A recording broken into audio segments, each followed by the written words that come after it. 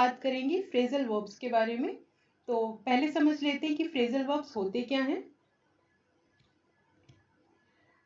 मान लीजिए एक फ्रेजल वर्ब है एक्ट अप, जो कि एक वर्ब और प्रपोजिशन से मिलके बना है, जिसमें एक्ट एक वर्ब है और अप एक प्रपोजिशन है, जिसमें एक्ट का मतलब होता है टू डू समथिंग, मतलब कुछ करना, और अप का मतलब होता है अबव, मतलब ऊपर। अब एक्ट अप जो है, लेकिन जब इन दोनों को एक साथ बोला या लिखा जाता है तो ये मिलके एक फ्रेजल वर्ब बन जाते हैं, जिसका मीनिंग एकदम ही अलग होता है। जैसे कि एक्ट अप का मतलब हो जाता है टू मिसबिहेव या दुर्व्यवहार करना, मतलब कि गलत बर्ताव करना। आइए कुछ एग्जाम्पल देखते हैं। पहले हिंदी एग्जाम्पल इसका कुछ इस तरीके से है। अगर तुम बदतमीजी करना बंद नहीं करोगे तो मैं तुम्हें मॉल लेके नहीं जाऊंगी। इसकी इंग्लिश होगी stop acting up otherwise I will not take you to the mall. इसका दूसरा एग्जाम्पल होगा मैं तुम्हें देख रही हूँ कि तुम बहुत समय से दुर्व्यवहार कर रहे हो। इसकी इंग्लिश होगी I have been watching you for a long time that you are acting up. तो दूसरा हमारा फ्रेजल वर्ब है गेट ओवर, जिसका मतलब होता है टू बी रिकवर्ड और get better after an illness, किसी घटना के बाद ठीक होना। जैसे कि इसका मतलब होता है आपके साथ कुछ बुरा हुआ हो, कोई एक्सीडेंट हुआ हो, कोई इंसिडेंट हुआ हो, उसके बाद आपने खुद को अगर संभाला हो तो उसको बोलते हैं गेट ओवर। इसके पहला हिंदी एग्जाम्पल कुछ इस तरीके से होगा उसे अपने माता पिता की मृत्यु से उभरने में समय लगेगा, जिसकी इंग्लिश होगी It will take time him to get over from his parents' death. इसका सेकंड एग्जाम्पल होगा जज ने नशेड़ी को अपनी शराबी आदत पर काबू पाने के लिए रिहाब में रहने का आदेश दिया, जिसकी इंग्लिश होगी द जज ordered the addict to attend the rehab to get over his alcoholic habit. इसका मतलब होता है रिहैब जो है उसका मतलब होता है रिहैबिलिटेशन सेंटर का एब्रीविएशन है, या इसकी शॉर्ट फॉर्म जो है उसे रिहैब बोला जाता है। और इसका हिंदी में जो मीनिंग होता है वो होता है नशा मुक्ति केंद्र। हमारा तीसरा एग्जाम्पल है होल्ड अप, जिसका मतलब होता है टू डिले, देरी करना।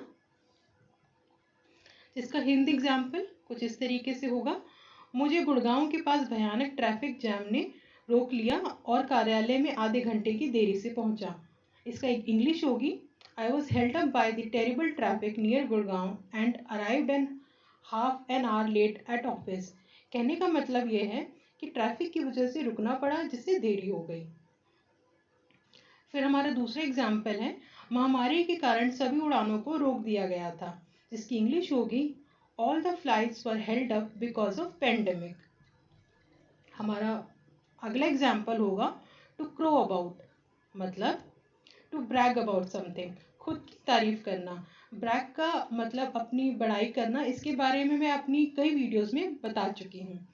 इसका हिंदी एग्जाम्पल कुछ इस तरीके से होगा अपनी तारीफ करना बंद करो, stop crowing about yourself. वह अपनी प्रमोशन का बखान कर रहा था, he was crowing about his promotion.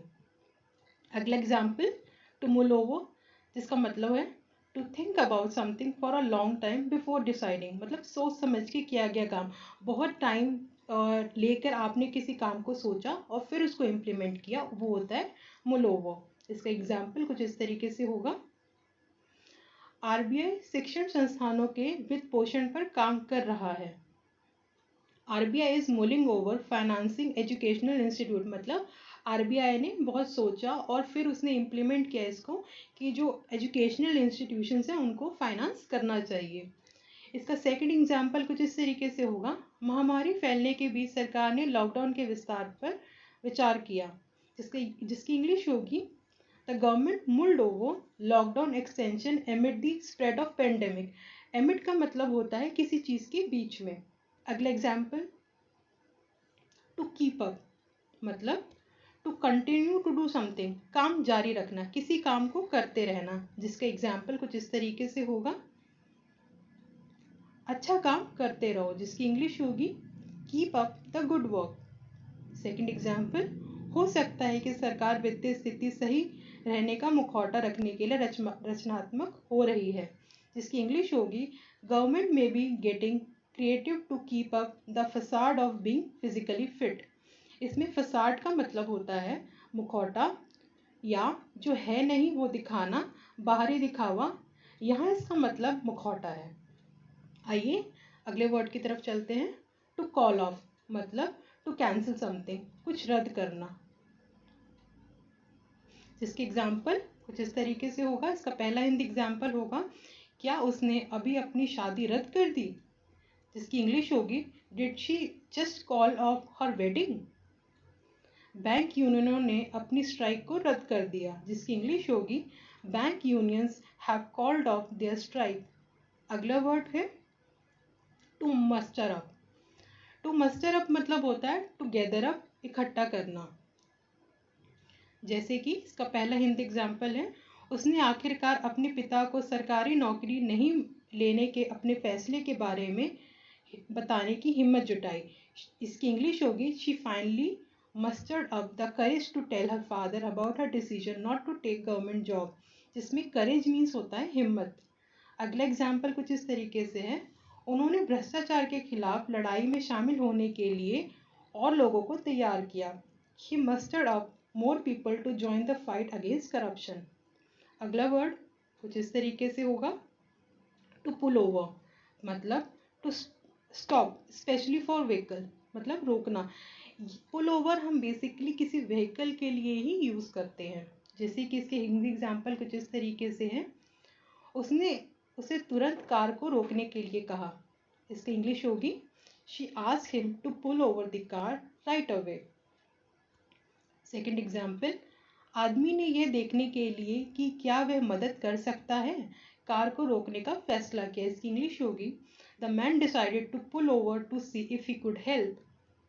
अगला वर्ड टू वीड आउट मतलब टू रिमूव पीपल और थिंग फ्रॉम ग्रुप मतलब हटाना या निकालना या मतलब छटनी करना।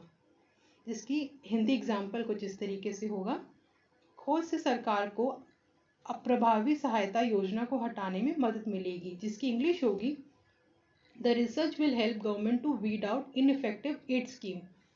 इसका नेक्स्ट एग्जाम्पल कुछ इस तरीके से होगा, आजकल हर परीक्षा में कई उम्मीदवारों को निकालने के लिए प्रीलिम्स लिया जाता है।